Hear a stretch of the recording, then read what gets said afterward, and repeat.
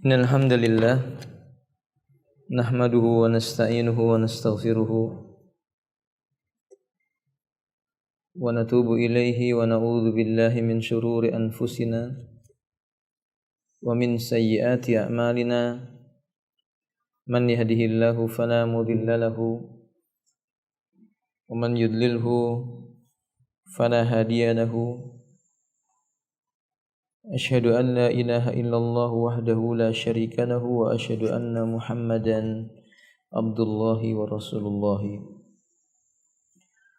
Allahumma salli ala Muhammadin wa alihi wa ashabihi wa man tabi'ahum bi ihsan ila yaumiddin. Amma ba'du. Ummahat wal akhwat a'azani Allah wa iyyakunna.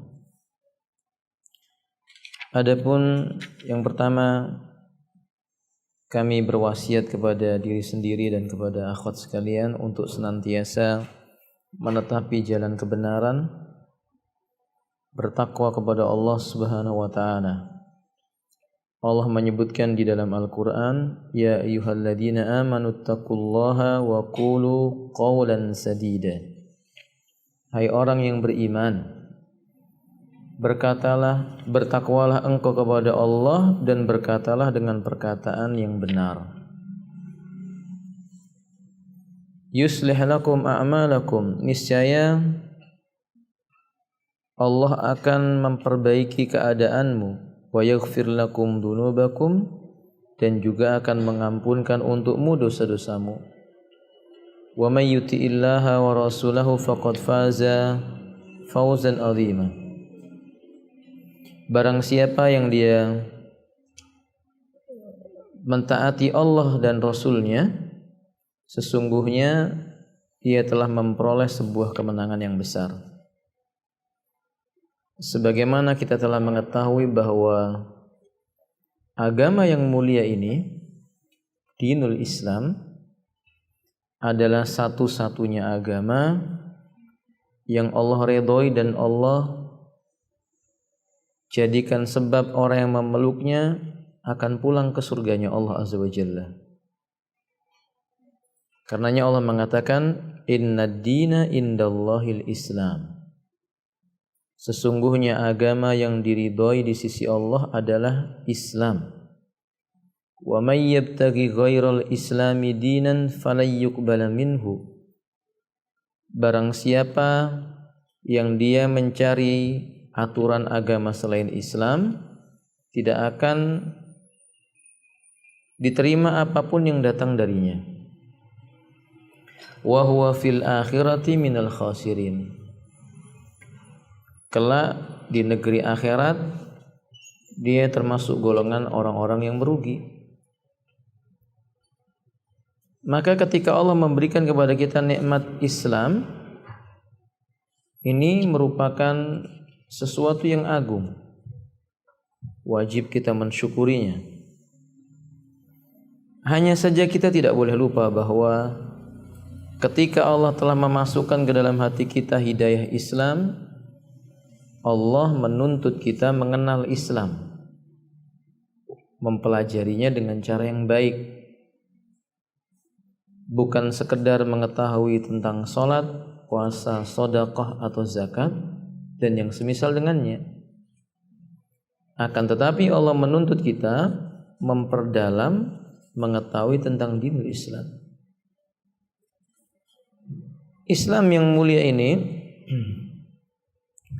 Allah berikan kepada hamba supaya hamba bisa sampai kepada Allah Subhanahu wa taala. Yang jadi permasalahannya, jalan menuju Allah bukan jalan yang mudah untuk ditempuh. Ada ujian. Allah Subhanahu wa taala menyebutkan, wa kadzalika ja'alna likulli nabiyyin aduwwan lisyayatinil jinni wal ins. Demikianlah kami jadikan tiap-tiap nabi itu ada musuh syaitan dari bangsa jin dan dari bangsa manusia. Ini sebagai bentuk ujian bagi para nabi. Demikian pula selain para nabi, ahasiban nasu ayyutraku ayyakulu amanna wa hum la yuftanun. Apakah manusia menyangka dibiarkan begitu saja tanpa diberikan ujian oleh Allah Tabaraka wa Ta'ala setelah dia mengatakan kami beriman? Ya, mereka kan diuji. Allah katakan wala nabluwannakum bisyai', benar-benar kami akan uji kalian dengan sesuatu. yakni agar seseorang itu bisa diketahui mana yang benar keimanannya dan mana yang tidak, murni keislamannya dan mana yang terkotori.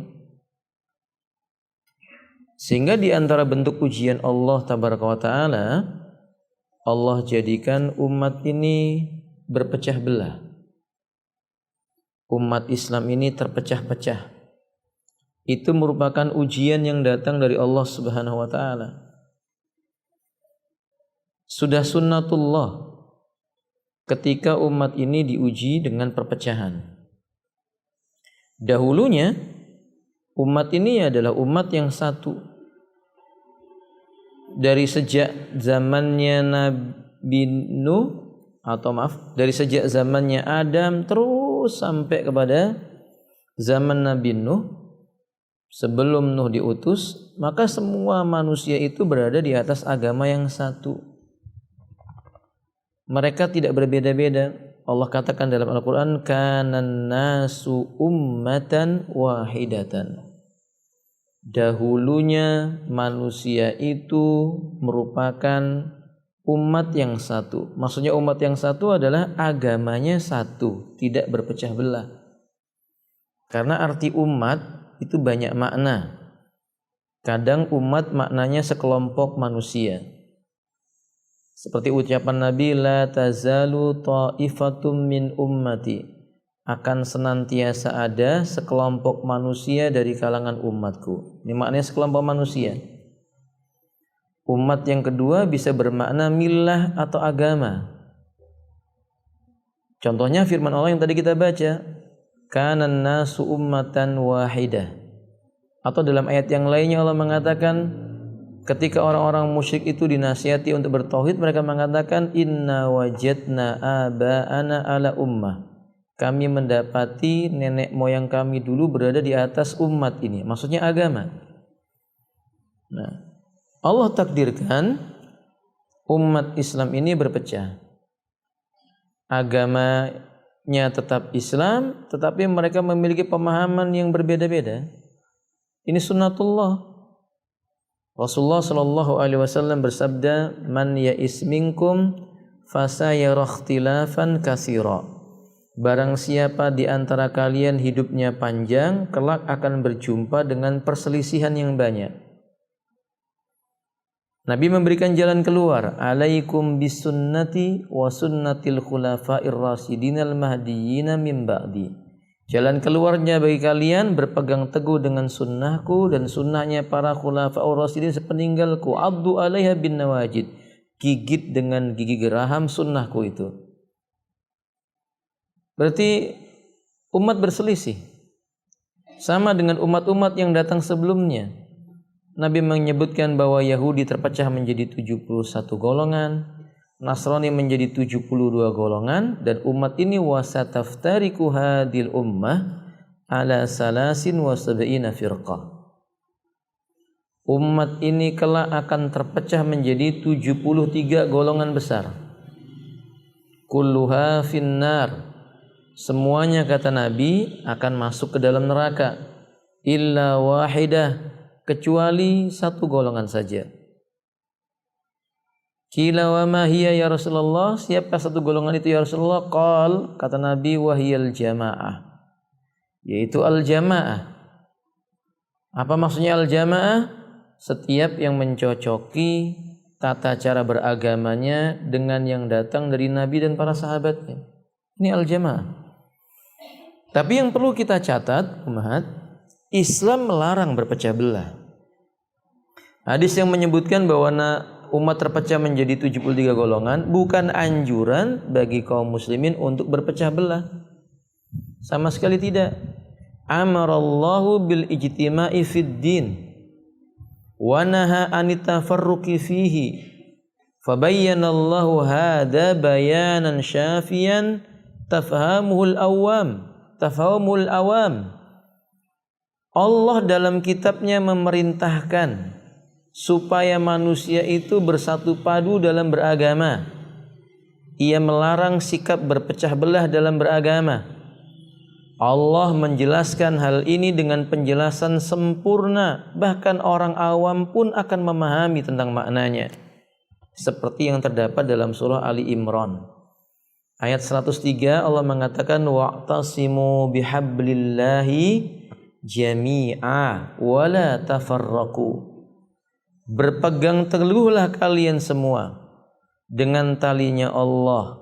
Jangan kalian bertafarruq. Jangan berpecah belah. Di ayat yang lainnya, ayat 105 surat Ali Imran, Allah katakan wala takunu kalladzina tafarraqu wakhtalafu. Jangan kalian menjadi seperti orang-orang yang suka memecah belah dan berselisih paham dalam agama mereka, yaitu Yahudi dan Nasrani. Allah sudah ingatkan, enggak boleh berpecah belah, enggak boleh suka berselisih berdalam-dalam, kemudian membuat berselisihnya hati manusia. Di surah Al-An'am ayat 159 Allah mengatakan innalladzina farraqu dinahum wa kanu syi'a lasta minhu fi syai'. Sesungguhnya orang-orang yang gemar memecah belah agama mereka dan mereka itu bangga dengan yang mereka lakukan, mereka itu pada diri mereka tidak ada apa-apanya. Innama amruhum ilallah, urusan mereka sesungguhnya akan dikembalikan kepada Allah, yaitu Allah haramkan perpecahan. Islam melarang kita berpecah belah. Islam melarang kita membuat golongan-golongan. Karena Allah menyebutkan dalam surah As-Surah ayat 13, syara'a lakum minad din ma wassa bihi nuhan walladzina auhayna. Telah Allah syariatkan bagimu bagian daripada agama ini adalah apa yang pernah Allah perintahkan dengannya kepada Nabi Nuh dan telah kami wahyukan kepada engkau walladzina auhayna ilaika. Walladzi auhayna ilaika, dan kepada yang telah kami wahyukan kepada engkau hai Muhammad. Apa itu? Wa ma wasaina bi Ibrahim, demikian pula telah kami perintahkan kepada Ibrahim. Wa Musa, juga Musa, wa Isa, dan juga Nabi Isa. Apa itu perintahnya? An aqimud dina wa la tatafarraqu fihi. Hendaknya kalian tegakkan agama yang mulia ini dan jangan kalian berpecah belah dalam urusan agama kalian. Dan ahlu sunnah wal jamaah mengharamkan perpecahan. Ahlu sunnah membenci perpecahan, bukan menganjurkan perpecahan.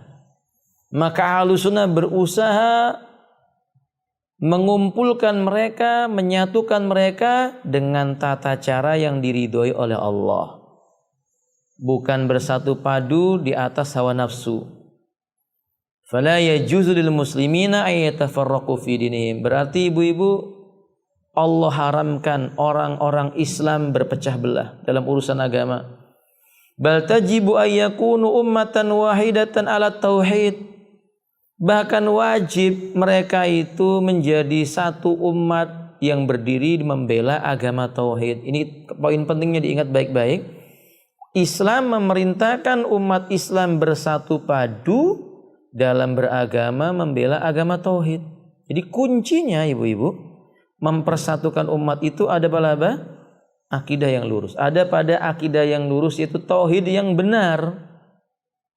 Bukan sekedar yang penting ngaku Islam, atau berbaju Islam, atau yang penting kelihatan muslimnya. Enggak begitu. Nah, barangkali orang berbaju Islam itu orang munafik.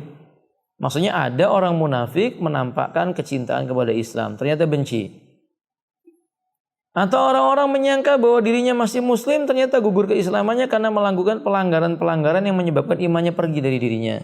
Seperti menyembah kuburan, sujud kepada patung, menyembelih binatang ditujukan kepada syaitan atau jin atau malaikat. Itu kan telah menggugurkan keislamannya. Nah, bisa bersatu kalau di atas tauhid. Seperti dalam surah Al-Anbiya ayat 92 Allah mengatakan inna hadhihi ummatukum ummatan wahidah. Sesungguhnya ini umatmu berada di atas agama yang satu, yaitu tidak boleh berpecah belah. Wa ana rabbukum fa'buduni, aku adalah Rabbmu, maka jadilah kalian orang yang hanya menyembah aku. Sembahlah aku, maksudnya kata Allah Subhanahu wa taala. Yang bisa mempersatukan kamu kalau kamu menyembah Allah. Kalau orang berkata, loh kan mereka menyembah Allah Ustaz, tetapi ketika mereka menyembah Allah juga menyembah selain Allah, itu nggak disebut dengan bertauhid.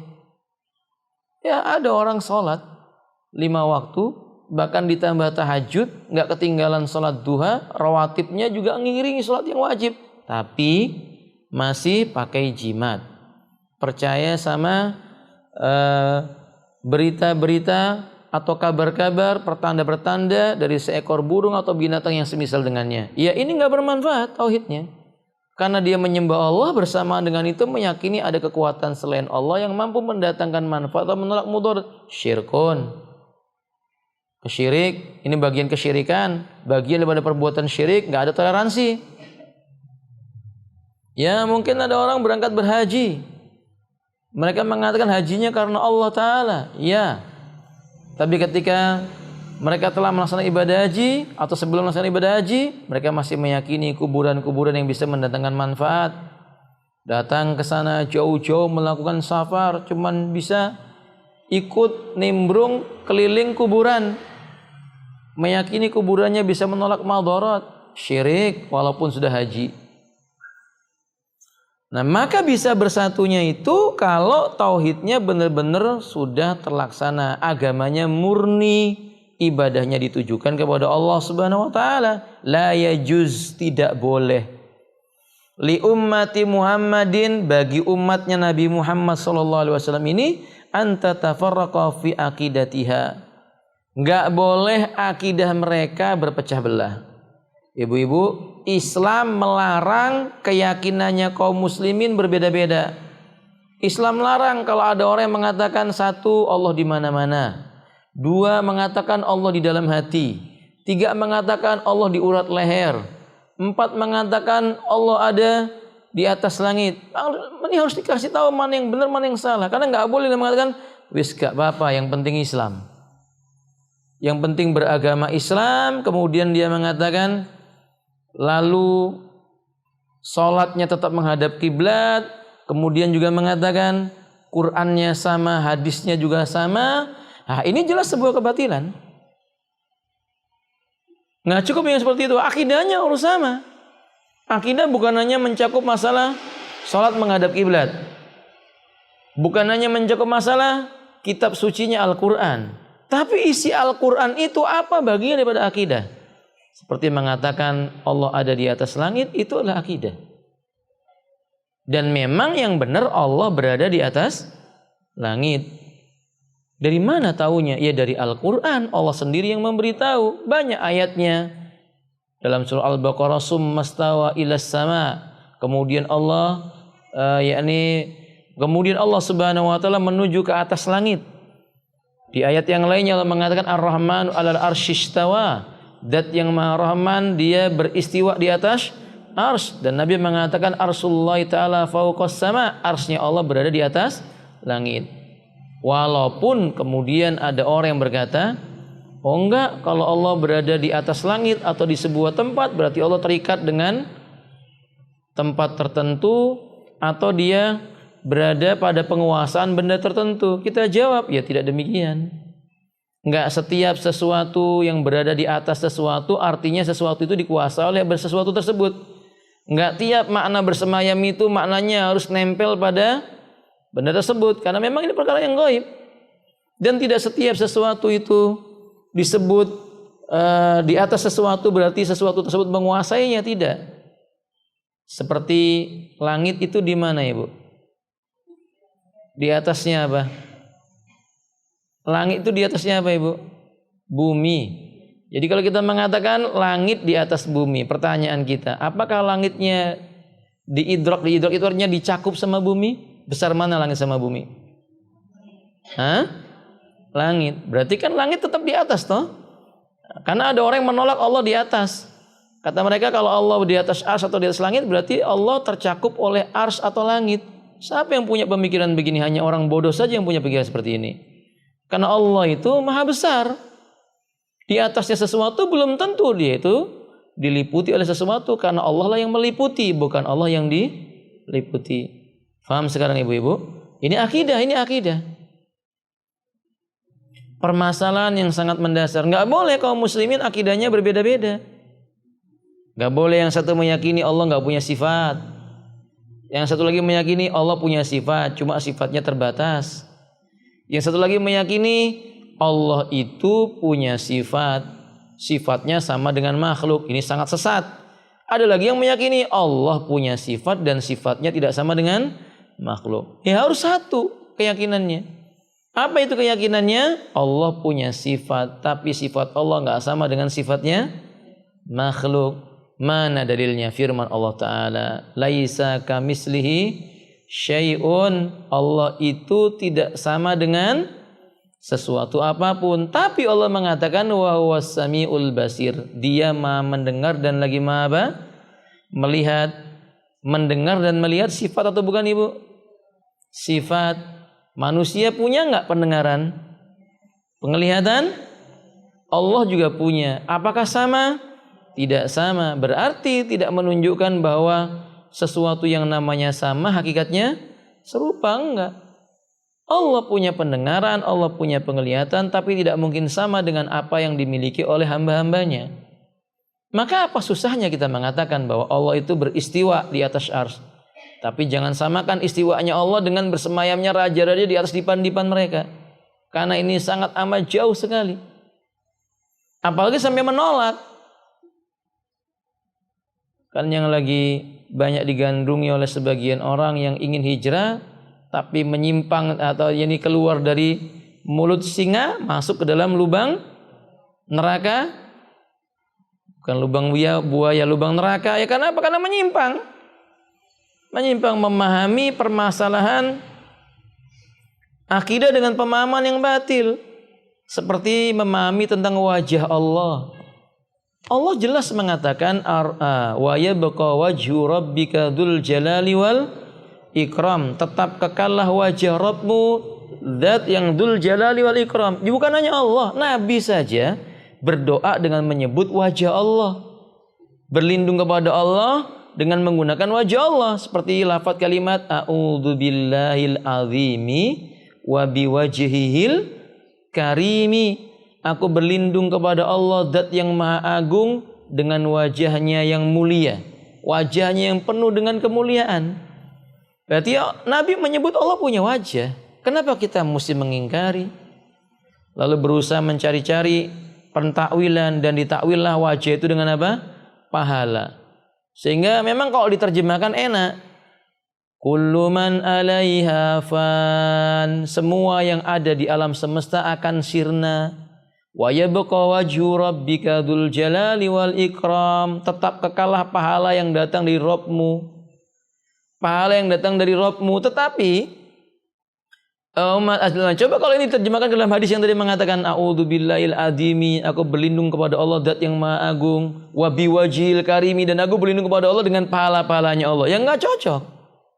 Karena yang benar memang wajah artinya apa? Wajah. Nggak bisa ditakwilkan dengan arti pahala. Cuma wajah Allah nggak sama dengan wajahnya siapa? Makhluk. Kalau orang bertanya, lu itu gimana bentuknya? Pertanyaannya yang salah.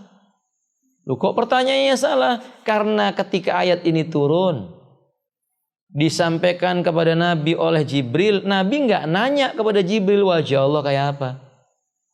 Ketika ayat ini disampaikan oleh Nabi kepada para sahabat, umat yang Allah memuji dengan kalimat radhiyallahu anhum wa radu an. Mereka enggak bertanya kepada Nabi wajah Allah kayak apa. Berarti menanyakan wajah Allah kayak apa ini pertanyaan yang batil. Pertanyaannya yang salah. Kalau pertanyaannya salah, perlu jawaban tidak Ibu? Bukan perlu jawaban. Yang nanya perlu pengobatan. Fahim tuan? Karena pertanyaannya keliru.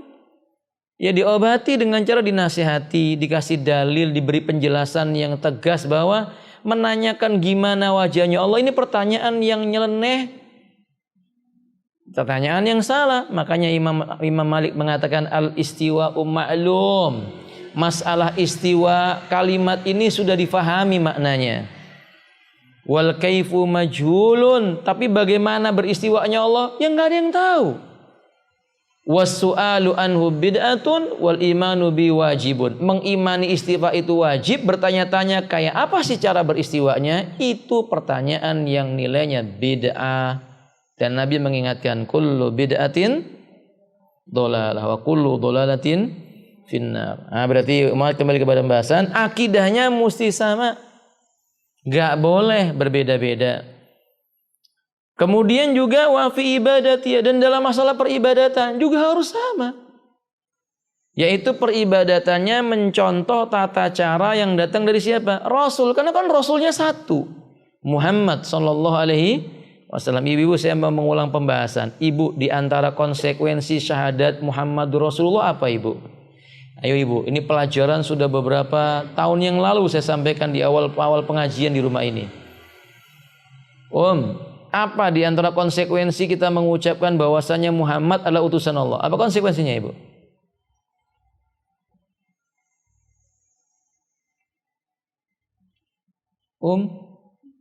Bersama saya toh?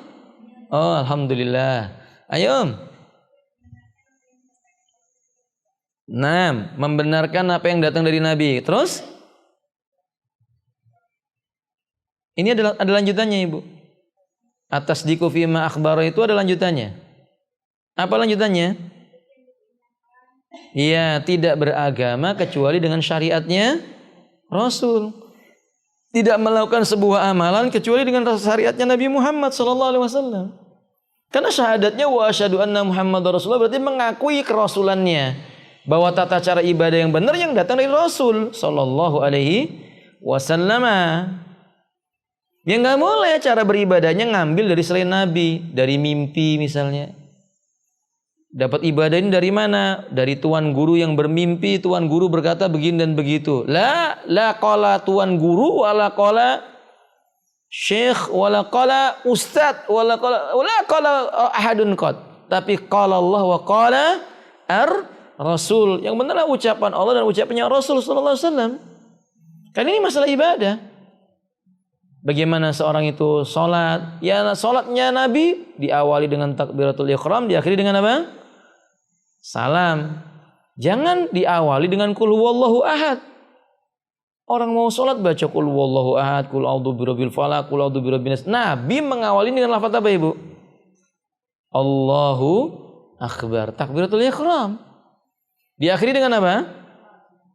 Salam. Selesai salam selesai, tinggal zikir. Bukan diakhiri mengucapkan salam itu dengan tambahan-tambahan kalimat yang lainnya yang enggak datang dari Nabi. Enggak boleh. Ini sholat. Belum haji. Haji harus dari Nabi, karena Nabi mengatakan khudu anni manasikakum, ambillah dariku cara kalian bermanasik. Enggak boleh. Haji menurut Pak Kiai, Pak Ustadz, ajengan, enggak boleh. Haji menurut Nabi sallallahu alaihi wasallam. Sebab kalau menyelisih Nabi itu pertanda bakal terjadi perpecahan dalam tubuh umat. Saya kalau mau nanya sama Ibu, seandainya kaum muslimin ini pengandaian yang tidak diharamkan, Ibu. Jika orang muslim semuanya cara beribadahnya mengikuti tata caranya Nabi, kira-kira terjadi perselisihan enggak, Ibu? Enggak. Terjadi perpecahan atau tidak? Juga tidak. Terjadi peperangan? Juga tidak. Pertanyaannya, kenapa sekarang kau berselisih? Ibu-ibu, kenapa sekarang berselisih? Iya, karena mereka beribadah dan berakidahnya tidak mengikuti caranya Rasul. Alias berbuat apa namanya? Bid'ah. Berarti yang memecah belah itu apa? Bid'ah. Yang membuat umat ini berpecah belah adalah penyimpangan dari sisi akidah maupun ibadah. Kebid'ahan itulah yang membuat berpecah belah. Islam larang kita berpecah belah, berarti Islam larang kita berbuat apa? Bid'ah. Jangan mimpi di siang hari sambil berkata ada bid'ah hasanah yang mempersatukan umat. Enggak ada. Perbuatan bid'ah enggak akan mempersatukan umat. Yang ada memecah belah umat. Enggak mungkin bid'ah menyatukan umat. Oh, buktinya Ustaz bisa dikumpulkan satu pengajian dohirnya. Tahsabuhum jami'a, kata Allah. Engkau sangkakan mereka itu bersatu padu. Wa qulubuhum syatta. Ternyata hati mereka apa? Pecah belah. Sementara persatuan yang benar itu persatuan hati yang membawa kepada persatuan jasad. Bukan persatuan jasad di dalam hatinya berpecah belah. Bukan. Ini bantahan buat mereka yang menuduh penegak tauhid dan pengamal sunnah memecah belah umat. Ini bantahan. Wallahu a'lam bishawab. Wa fi ahkami diniha. Dan tidak boleh berpecah belah dalam masalah hukum-hukum yang berkaitan dengan agama. Enggak boleh. Seperti Islam telah menetapkan bahwa yang bisa masuk surga cuman orang yang bertauhid. Orang yang mentauhidkan Allah, tidak menyekutukan Allah, itu yang akan masuk surga. Ya, kalau tiba-tiba dia mengatakan, oh enggak, penyembah salib juga masuk surga. La haula wala quwwata illa billah. Atau penyembah tembok ratapan juga masuk surga. Naudzubillah min dzalik. Ini memecah belah agama ini. Wong agama mengatakan yang bisa masuk ke surga itu siapa? Orang Islam saja. Ada, wallahu alam bishawab. Atau misalnya mengatakan hukum seperti halal, haram. Ini juga sama ya, Bu. Enggak boleh berbeda pendapat. Enggak boleh kaum muslimin itu berpecah belah dalam menetapkan yang halal dan yang haram. Daging babi hukumnya apa? Ya enggak boleh berbeda pendapat. Jelas hukumnya haram. Daging manusia, Ibu, halal atau haram? Ya haram. Wong menggibahnya saja haram. Apalagi benar-benar sampai memakan dagingnya. Kan gibah itu sama dengan makan daging bangkai manusia. Sahih? Saudaranya. Maka haram. Enggak boleh bikin sup jempol kaki orang, enggak boleh, haram hukumnya. Ya, kesepakatan kaum muslimin demikian. Ketika Islam menetapkan hukum asal segala perkara yang berkaitan dengan dunia dimubahkan. Apa mubah itu artinya, Ibu? Itu terjemahnya. Maknanya apa mubah itu? Ya, dikerjakan maupun ditinggalkan, tidak berpahala maupun tidak bergantung dengan niatnya. Bila dia meniatkannya untuk sesuatu yang membawa kebaikan, maka menjadi boleh. Seperti tidur, hukumnya apa? Mubah. Tapi kalau tidurnya karena berniat supaya bisa lebih sehat, bangun tidur semangat ibadah, nah tidurnya dapat pahala. Fahim tuan? Nah, hukum asalnya perkara dunia itu mubah, Ibu. Nggak boleh ujuk-ujuk tiba-tiba muncul orang berkata ini haram, ini haram, ini haram. Ketika ditanya had dalil, mana dalilnya? Lalu dia berkata perasaan saya, kayak-kayaknya, menurut pendapat saya. Ya rusak agama. Yang bikin pecah belah agama ini gara-gara orang model begini. Yang gampang mengatakan ini haram, ini halal, nggak pakai dalil. Nggak pakai dalil. Dan makanya saya heran itu, Ibu. Di zaman sekarang ini saking mungkin orang sudah bingungnya luar biasa, maunya semua dapat label halal. Saking kebingungannya orang nggak memahami agama itu, akhirnya pokoknya mau bisa dikatakan halal kalau ada label. Sampai sekarang ini, Ibu, saya baru baca beberapa hari yang lalu ketika singgah di sebuah warung makan, ada kulkasnya. Kulkasnya bertuliskan label apa? Kulkas berlabel halal. Ini aneh ini. Ya namanya benda yang pada asalnya halal nggak boleh kita katakan haram. Sampai lisensi kulkas halal. La haula wala quwata illa billah. Suatu saat mobil Ibu akan dimintai label apa? Halal. Ini namanya ghulu. Sikap melampaui batas. Nah, dalam masalah halal dan haram harus bersatu. Nggak boleh berpecah belah. Nggak boleh berpecah belah dalam masalah ini. Kecuali itu bab ijtihadiyah, di mana terbuka, ada kemungkinan ini makruh, ada kemungkinan ini mubah, terbuka bab ijtihadiyah. Maka tetap harus mencari di antara dua mujtahid itu pasti ada yang benar, ada yang salah. Yang salah tidak berdosa, dapat pahala 1, tapi jangan diikuti kesalahannya. Saya buat contoh. Para ulama berijtihad tentang hukum wanita menikah tanpa mahram. Bukankah Imam Abu Hanifah berpendapat boleh?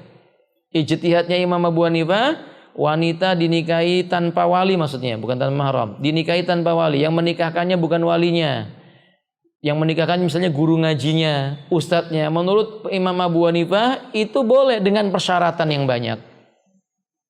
Tapi mayoritas ulama berkata tidak boleh, ditimbang dengan dalil Quran dan Sunnah. Oh, ternyata yang lebih kuat pendapat yang mengatakan wanita dinikahi tanpa wali hukumnya haram, tidak sah. Ini yang kita pilih. Tinggalkan ijtihad yang marju, yang nggak kuat. Begitu. Atau contoh yang lainnya, umat a'azanillahu wa iyyakum.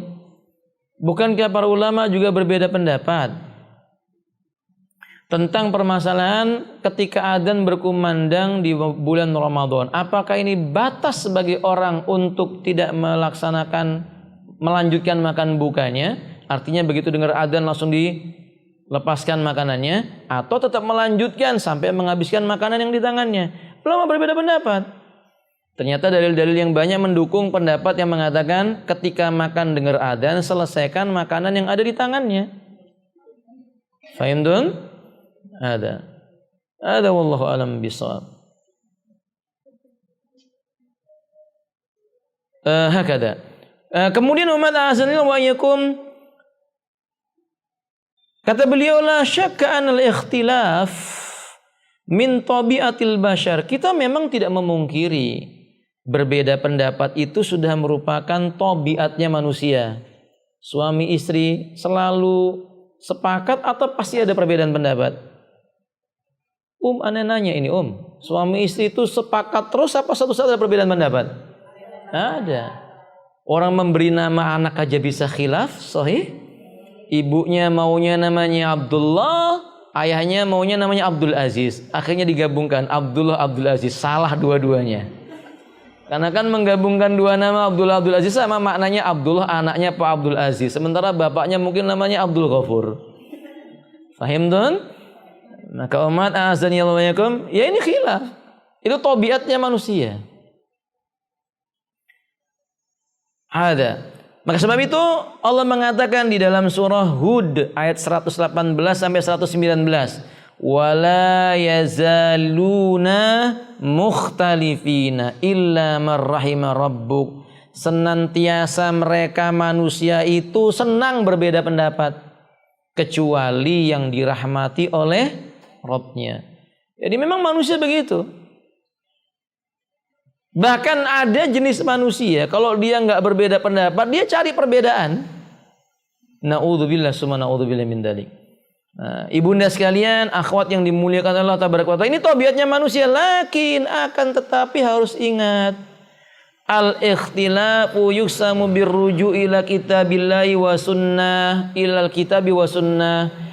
Orang yang berakal, faham tentang Islam, cinta dengan sunnah, dia akan mengembalikan perbedaan pendapatnya kepada Al-Quran dan sunnah. Bukan dikembalikan menurut qala fulan, qala allan. Enggak. Fa idza ikhtalafat ana wa anta. Bila saya ibu-ibu berbeda pendapat dengan Anda, ana wa antunna, fa innahu yajibu alaina, yang wajib bagi saya dan bagi Anda umat, an narji'a ila kitabillahi wa sunnati rasulih. Kembalikan perbedaan pendapat kita itu penghukumannya dengan Al-Quran dan sunnah Rasulnya. Gimana menurut Quran? Gimana menurut sunnah? Kalau ibu jumpai orang berbeda pendapat, kembalinya nggak kepada Quran dan sunnah, yang kayak sekarang ibu lihat. Yang kayak sekarang ibu lihat. Beda pendapat, nggak tahu jeluntrungannya apa, yang dibela hak atau batil nggak ngerti, takaran benar dan salah nggak paham, yang dia omongkan dinilai benar atau salah dalam Al-Quran dan Sunnah dia nggak paham. Ya akhirnya perbedaan pendapatnya semakin membawa kepada kerusakan. Anehnya perbedaan pendapat yang kayak begini dibuat debat terbuka, dilihat orang banyak, Sementara patokan benar salahnya nggak dibuat. Ibu perhatikan yang lagi rame di negeri kita ini kan, hobinya apa? Debat sana, debat sini, baik lewat media sosial maupun ya macam-macam lah. Tapi ketika mereka berdebat, mereka nggak punya patokan. Benar salah itu pakai apa patokannya? Mereka nggak punya patokan. Ya akhirnya nggak ketemu. Yang satu sudah nyata batil tetap ngaku salah, yang satu batil murokab tetap ngaku salah, tetap ngaku benar. Sudah yang satu salah ngaku benar, ini salahnya 2 kali lipat ngaku benar juga. Naudzubillah summa naudzubillah min dzalik. Kembalinya harus kepada Quran dan Sunnah. Qala ta'ala, dalilnya ini loh, surat An-Nisa ayat 59. Allah mengatakan fa in tanaza'tum fi syai'in farudduh ilallahi war rasul in kuntum tu'minuna billahi wal yaumil akhir.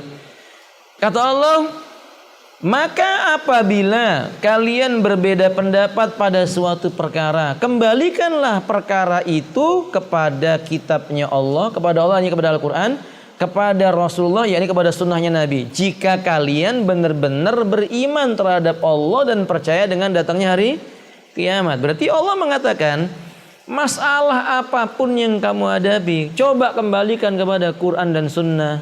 Wallahi umat, sampai masalah terkecil pun, masalah tali sendal, kembalikan kepada Quran dan Sunnah.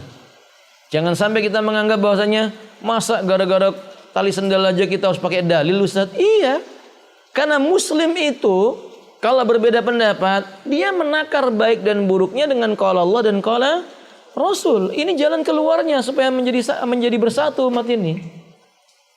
Bukan qala fulan qala allan. Ya aneh kalau misalnya menakar halalnya musik itu yang penting ada ulama yang berpendapat. Ya kalau begini akan tersesat. Kok halal musik karena pendapat ulama?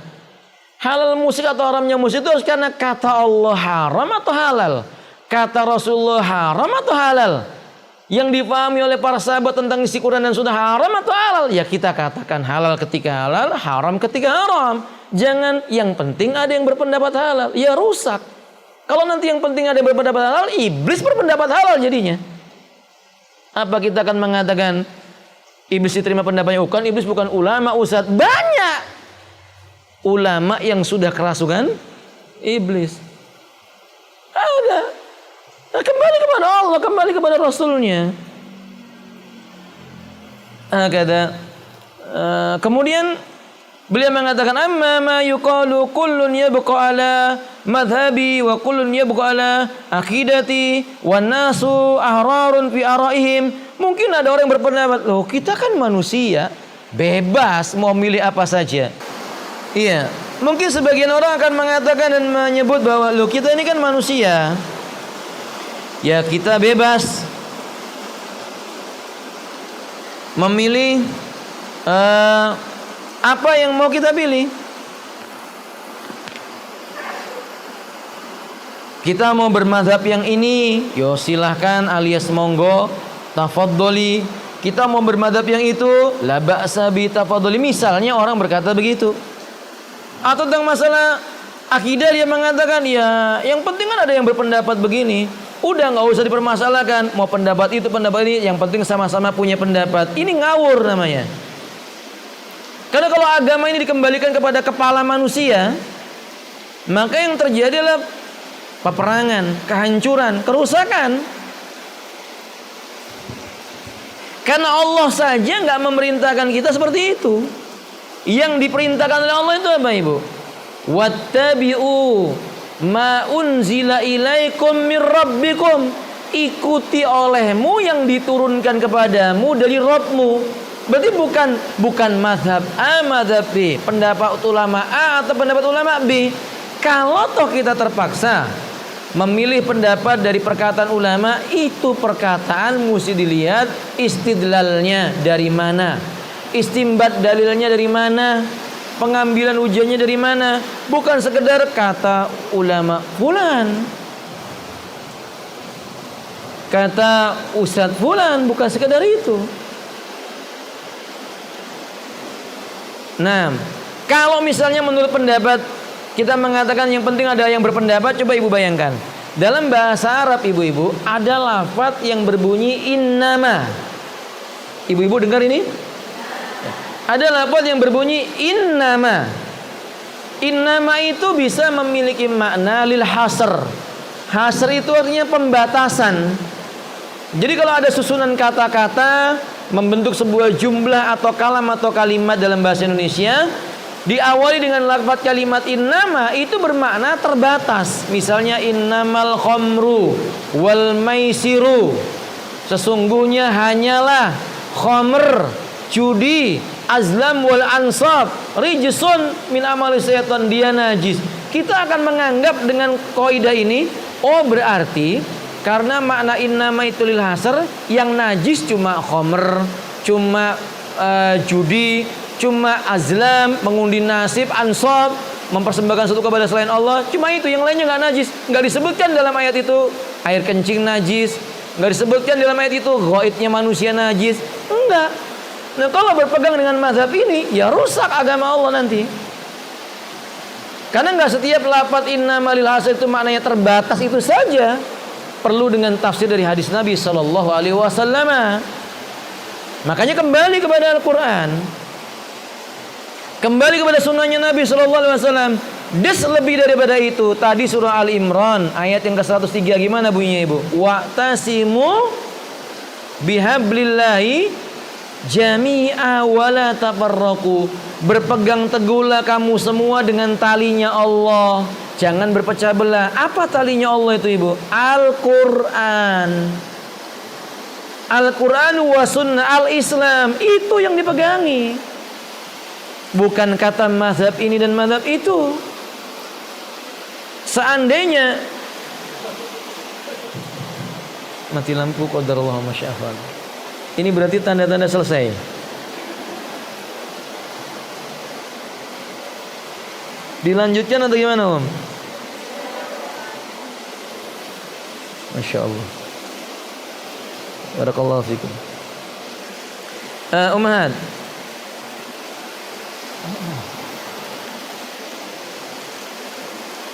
sampai mana tadi Bu? Bener saya lupa ini Bu. Astagfirullah. Ayo nah. Iya Bu. Kalau seandainya dibuka lebar-lebar pendapat yang mengatakan yang penting ada yang berpendapat begini, yang penting ada yang berpendapat begitu, tidak usah dipikirkan dari golongan manapun, yang penting mereka mengaku Islam. Kalau ini dibuka lebar-lebar, pasti dijamin perselisihannya makin banyak. Kedua, dijamin orang selalu memilih sesuatu yang sesuai dengan hawa nafsunya, bukan karena dalilnya. Bukan karena dalilnya. Saya buat contoh tadi itu ibu. Wanita dinikahi tanpa mahram, tanpa wali, ada yang berpendapat boleh, ada yang berpendapat tidak boleh. Kira-kira orang lebih condong pilih yang mana ibu? Coba jujur, yang mana ibu? Pasti akan memilih nggak apa-apa, yang penting tetap namanya nikah. Kan ada Imam Abu Hanifah yang berpendapat dia pilih nikah tanpa wali dia. Akan banyak wanita-wanita yang dolim dan didolimi, akan milih yang seperti itu. Atau begini, memilih pendapat sesat, tapi ada pendapat ini, pendapat ini sesat, nyeleneh, tapi tetap ada pendapat yang berpendapat seperti ini. Apa itu pendapat? Daging anjing halal. Ada yang berpendapat daging anjing itu halal. Alasannya apa? Nggak ada dalam Al-Quran penyebutan haramnya anjing. Lalu mereka berkata boleh. Akhirnya kalau suruh milih, oh tetap ada yang berpendapat boleh. Orang pasti milih jualan sate kalbun, kan begitu. Rusak. Maka ini nasihat buat teman-teman yang selama ini masih menganggap bahwasannya yang penting ada yang berpendapat. Hati-hati. Jika ada sebuah pendapat dari para ulama, kita menghargai, kita memuliakan. Yang diperintahkan oleh Rabb kita kepada kita, cari yang benar, karena jalan kebenaran itu nggak berbilang. Jalan kebenaran itu cuma satu. Sampai nanti kita dibangkitkan lagi dari kematian, berjumpa dengan Allah, jalan untuk sampai kepada Allah cuma satu, nggak berbilang umat. Dalilnya Ustaz? Dalilnya firman Allah Subhanahu wa taala, "Kul hadhihi sabili." ad'u ilallahi ala basiratin ana wa man ittaba'ani. Katakanlah hai Muhammad, ini loh jalan hidupku cuma satu. Jalan itu mengajak kepada Allah dengan cahaya basyirah, ilmu, bukan asal-asalan. Demikianlah jalan hidupku dan orang-orang yang mengikuti jalanku, kata Allah demikian. Wallahu ta'ala alam bisawab. Naam. Qala muallif mengatakan wan nasu afwan wa yutalibuna bi hurriyatil aqidah wa hurriyatil kalimah wa adawal batil ladzi nahallahu anhu. Fayajibu an tajtami fi ardi ikhtilafina ala kitabillahi hatta fi masailil fiqhi. Berarti yang wajib bagi kita bersatu, membuat sebuah kesepakatan.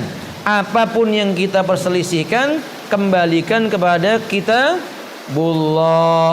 kepada Al-Quran, kepada sunnahnya Nabi. Walaupun masalah itu sifatnya masalah ijtihadiyah dalam urusan fikih. Saya ulangi ibu-ibu, sekalipun permasalahannya permasalahan fikih yang bersifat ijtihadiyah, tetap kembali kepada kitabullah. Ya kita nggak pungkiri ada orang yang sholat tangannya bersedekap di dada, di bawah dada, ada yang di perut. Tetap ini sebuah perselisihan yang kita mesti tuntut, kira-kira mana yang paling benar atau mana yang benar. Karena di antara hal itu pasti ada yang salah. Tentang jilbab misalnya, ada yang berpendapat boleh saja, yang penting ketutupan rambutnya, sehingga walaupun melilit-lilit di lehernya dia nggak boleh. Ada yang berpendapat itu nggak boleh. Ada yang berpendapat dagu bagian daripada wajah, ada yang berpendapat tidak. Nah dicari dalilnya, mana yang benar, pasti ada yang salah. Kalau dua-duanya benar nggak mungkin, kecuali tata cara yang pelaksanaannya oleh Nabi mutanawwi, bermacam-macam. Seperti rukuknya Nabi, kadang Nabi meluruskan sikunya, kadang-kadang Nabi membengkokkan sikunya seperti busurnya panah. Seperti sholatnya Nabi, kadang-kadang witirnya Nabi 3 rakaat langsung, kadang-kadang 5 rakaat, kadang-kadang 7 rakaat, kadang 1 rakaat. Jadi pengerjaannya bermacam-macam. Tapi kalau masalah musik, ya nggak pernah Nabi bermusik, selesai urusan. Sampai kiamat nggak ada satu dalil pun Nabi main musik, nggak ada. Anggaplah mereka berpendapat walaupun nggak dimainkan Nabi boleh, maka kita katakan buang waktu melakukan sesuatu yang nggak dilakukan oleh Nabi. Apalagi dengan dalil dianggap itu ibadah alias jalan dakwah. Yang penting orang suka. Naudzubillah min dzalik. Sementara di belakang itu banyak riwayat yang menyebutkan tentang haramnya musik. Haramnya musik. Wallahu a'lam bishawab. Naam, qala muallif, saya tambahkan sedikit ibu-ibu. Muallif mengatakan innallaha jalla wa ala lam yatrukna takhtalifa wa tatafarra wa natafarraqa biduna ayyad'a lana mizanan baina sahih anil khata' minal khata'i. Alhamdulillah, Allah yang telah memberikan ketentuan bahwa umat ini berpecah belah ternyata tidak membiarkan kita dalam perselisihan dan perpecahan. Allah kasih kita timbangan, takaran untuk menakar dan menimbang sesuatu dikatakan benar dan sesuatu dikatakan salah. Biar kalau berselisih kelihatan mana yang benar, mana yang salah. Bukan kaidahnya sebagian orang-orang harakiyin yang berpendapat kita tolong menolong pada perkara yang disepakati dan kita saling memaklumi pada perkara yang kita berbeda di dalamnya. Jangan kaidah seperti ini. Kaidah yang benar ya kalau kita salah, kita saling menasihati. Mana yang benar kita ambil, yang salah kita tinggalkan. Kalau kita bersepakat pada suatu perkara yang benar ya kita perjuangkan bersama-sama. Itu yang benar. Bukan kalau kita berbeda pendapat ya sudahlah, kamu aku. Habis itu pakai ayat lakum dinukum. Lah ini muslim sama muslim kalau kok lakum dinukum waliyadin. Sementara ayat ini adalah ayat yang berbunyi kul ya ayyuhal, nisbatnya khitabnya kepada orang kafir. Ada. 6.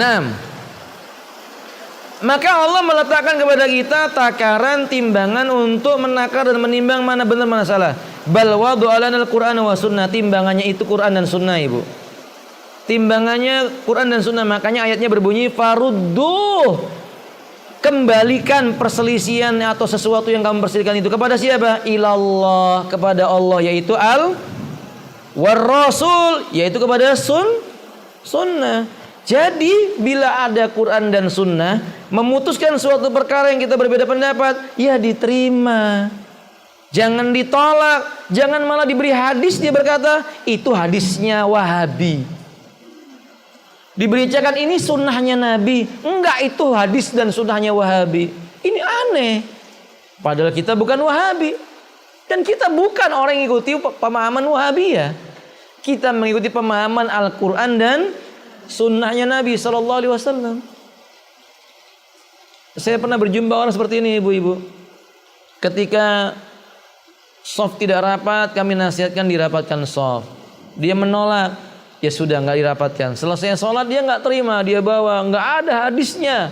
Rapatkan soft, kaki bertemu dengan kaki. Saya bacakan hadisnya Nu'man, hadisnya Abu Hurairah, banyak dari sekitar 10 hadis saya bacakan. Lalu dia mengatakan itu kan hadis menurut kamu. La haula wala quwata illa billah. Kalau kayak begini orang kembali kepada pola pikirnya masing-masing, ya berpecah belah. Ini yang bikin pecah belah.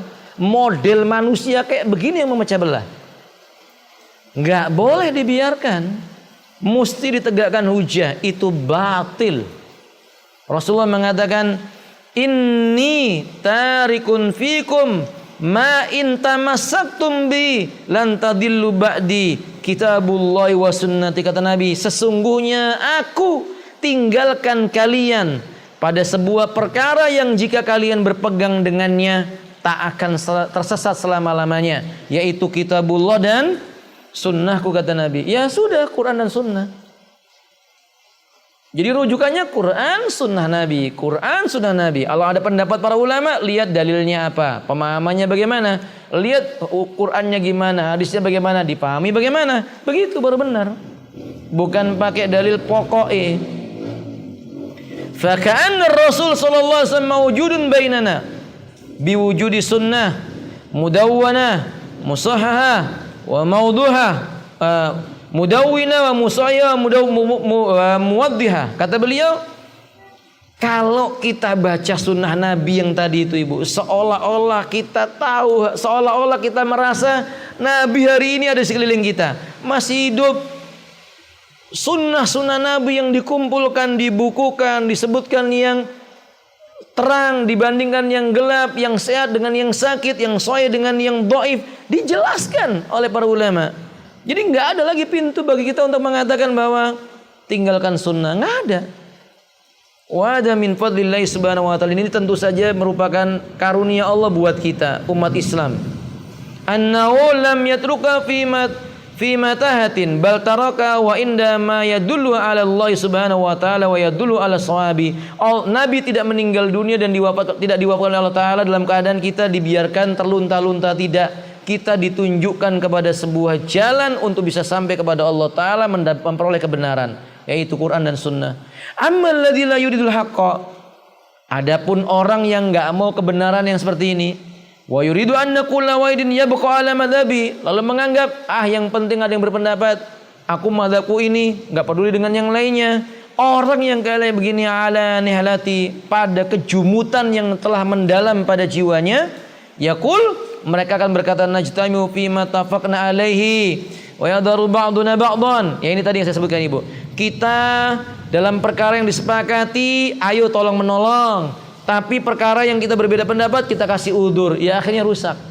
Ini pola pikir yang diadopsi oleh orang-orang harokiyin. Terpaksa harus saya sebutkan, ibu-ibu. Ini ucapannya Syekh Hasan Al-Banna rahimahullahu taala.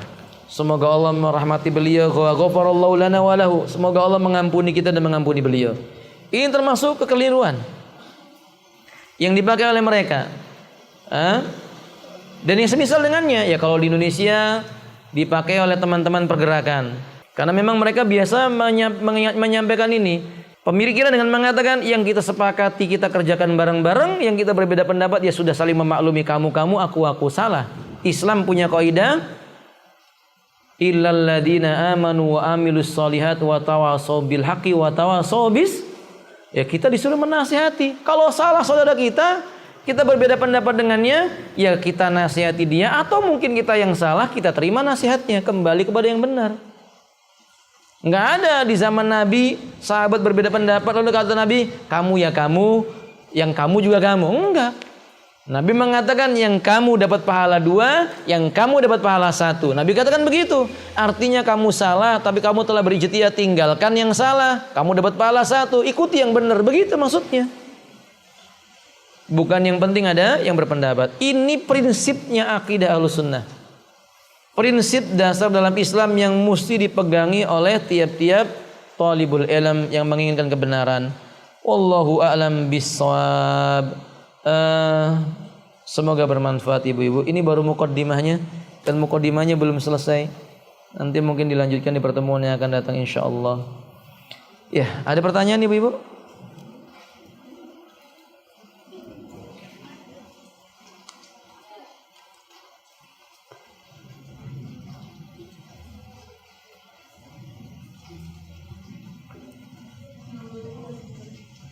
Assalamualaikum warahmatullahi wabarakatuh.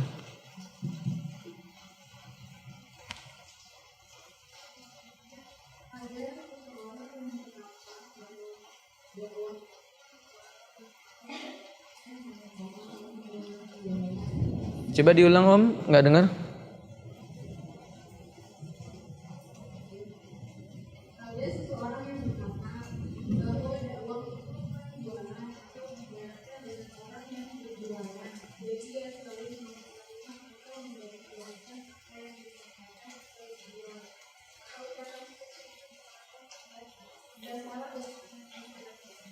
Kalau orang mengatakan dakwah itu seperti orang yang memperdagangkan sesuatu atau berjualan di jalan Allah Subhanahu wa taala, kalimat ini benar. Tapi kalau maksudnya adalah yang penting kita cari cara gimana jualannya laku, ini salah. Karena jualan syariat harus cocok sama syariat. Paham Ibu? Cara Nabi adalah cara yang paling baik. Jangan sampai kita mengatakan cara Nabi cara yang nggak paling baik. Lalu kita menganggap cara kita berjualan yang lebih baik.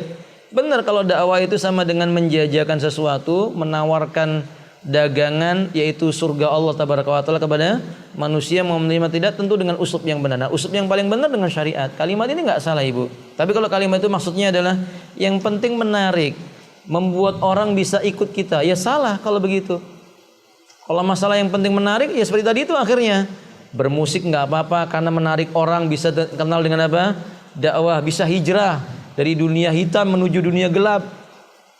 Ya raudzubillahi min dzalik, yang enggak ada manfaatnya seperti ini ummahat. Azalna wa iyakum. Tapi kalau kalimatnya mengatakan bahwasannya ya kita menyampaikan dengan uslub dakwah yang benar, metode yang santun, lemah lembut, ditempatkan pada tempatnya, ya ini benar. Wallahu a'lam bishawab. Makanya ibu-ibu, ya kalau saya berbicara di tempat ini karena saya menganggap di tempat ini kita ngaji udah berapa tahun ya Bu? Sudah lebih daripada 3 tahun ya Om ya? 2 tahun, ya udah cukup. Dan rata-rata ibu-ibu sudah ikut pengajian saya di tempat-tempat yang lain. Jadi kalau cara bicara saya seperti ini ya wajar insyaallah. Tapi kalau misalnya datang ke kampung pakai cara bicara seperti ini ya diusir orang. Ya, makanya kita menempatkan sesuatu pada apa? Jadi benar itu Ibu, bahwa dakwah itu seperti orang berdagang, menyampaikannya dengan cara yang tepat. Wallahu a'lam bishawab.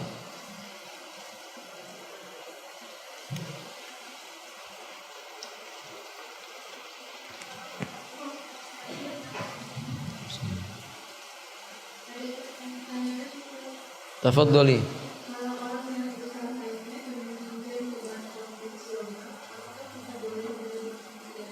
Boleh.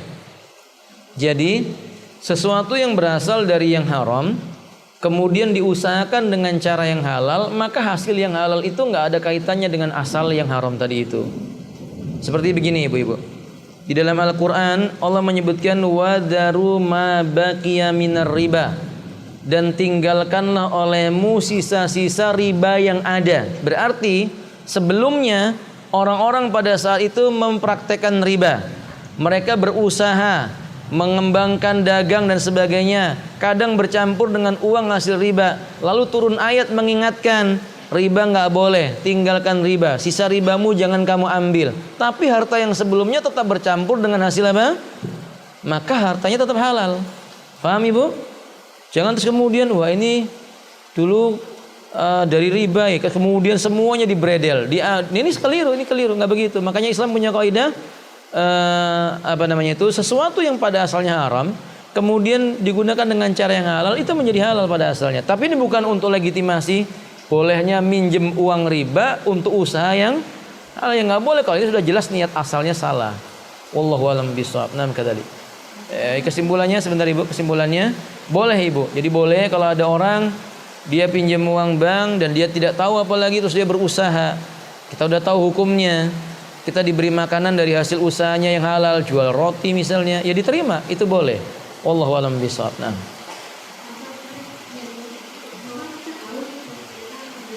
Sebentar Om, nggak dengar gimana?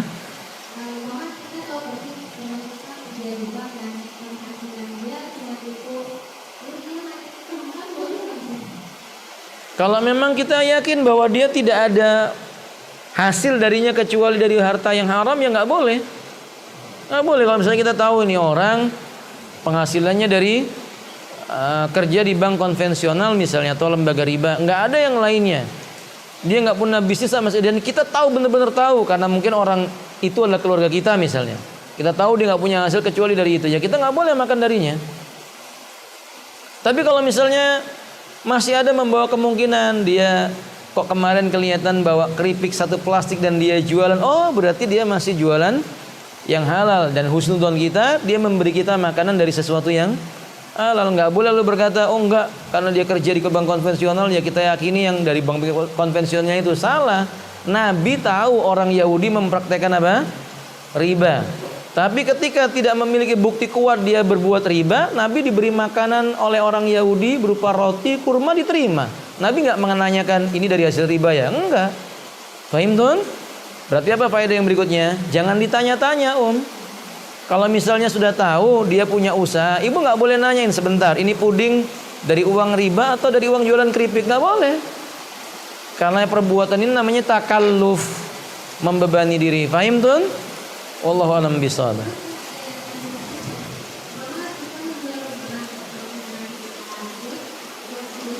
Ana afwan mana suaranya berbias dengan air hujan.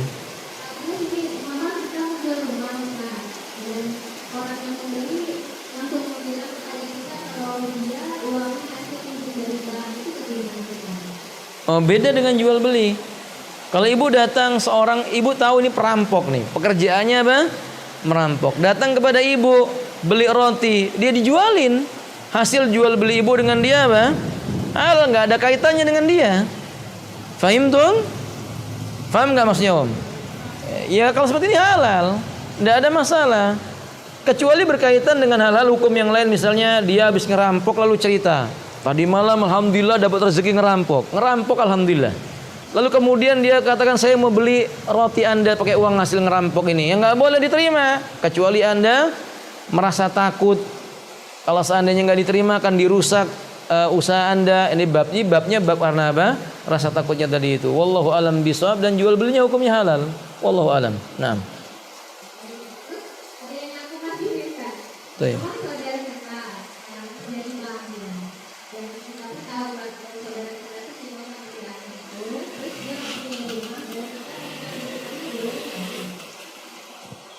Tinggal di rumah keluar.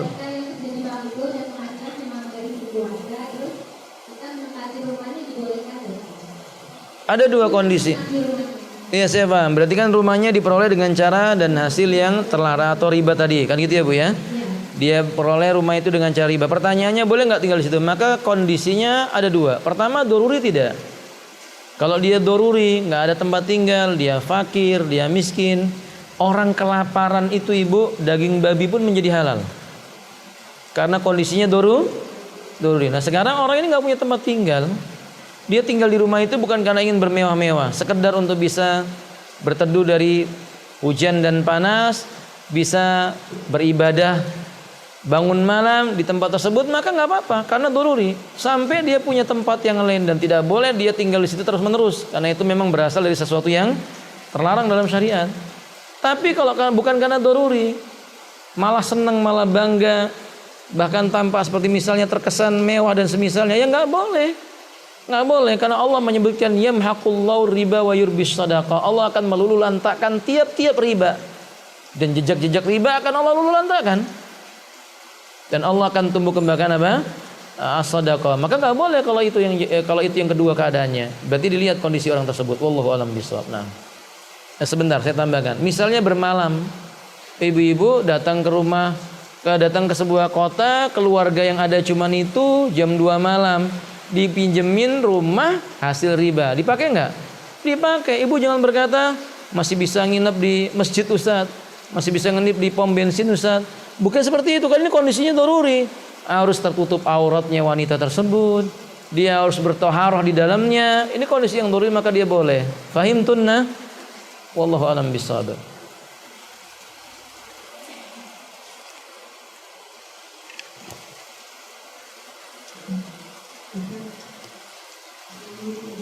Waalaikumsalam warahmatullahi wabarakatuh.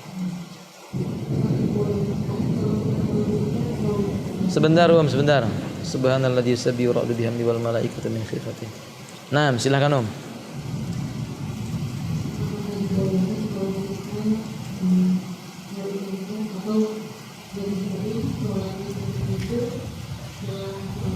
Sebentar Om, afwan, benar-benar ana tidak paham. Benar-benar apa namanya enggak paham. Ada suara gemuruh itu. Taib, khalas. Coba.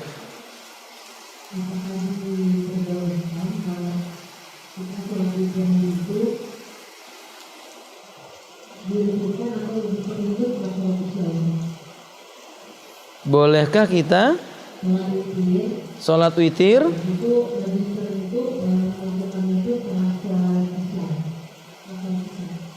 Bolehkah sholat witir dikerjakan setelah sholat isya gitu? Oh, nah. Iya. Boleh, dan ini ada hadisnya dari Abu Hurairah radhiyallahu taala an, beliau mengatakan sesungguhnya kekasihku berwasiat kepadaku 3 perkara.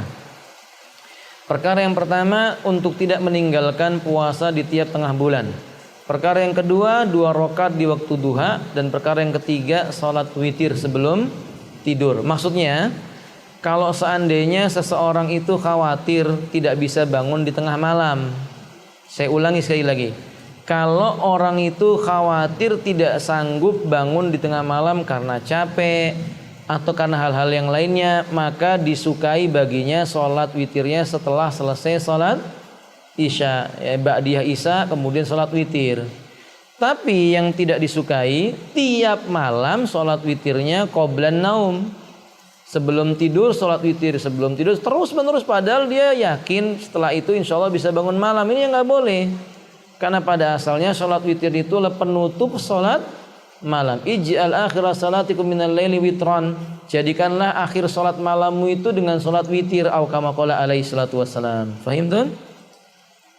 Nah, wallahu a'lam bishawab. Baik, kalau tidak ada sampai di sini. Semoga bermanfaat. Sebelum diakhiri, bila ada kalimat, kata-kata yang tidak berkenan, itu datang dari hawa nafsu saya dan dari gangguan syaitan, semoga Allah mengampuni saya dan mohon dimaafkan, diberikan nasihat. Dan bila ada kebenaran itu datang dari Allah Ta'ala. Mudah-mudahan kita termasuk orang-orang yang diberi hidayah mengikuti kebenaran. Dan semoga Allah menjadikan kehidupan kita barokah, majelis ilmu kita berkah. Mudah-mudahan sahibul bait diberkahi oleh Allah Subhanahu wa Ta'ala. Dan semoga dipertemukan lagi, jika tidak di dunia, semoga di telaga haud Rasulullah sallallahu alaihi wasallam. Akhirul da'wana alhamdulillahirabbil alamin. Subhanakallahumma bihamdik, asyhadu an la ilaha illa anta, astaghfiruka wa atubu ilaik. Assalamualaikum warahmatullahi wabarakatuh.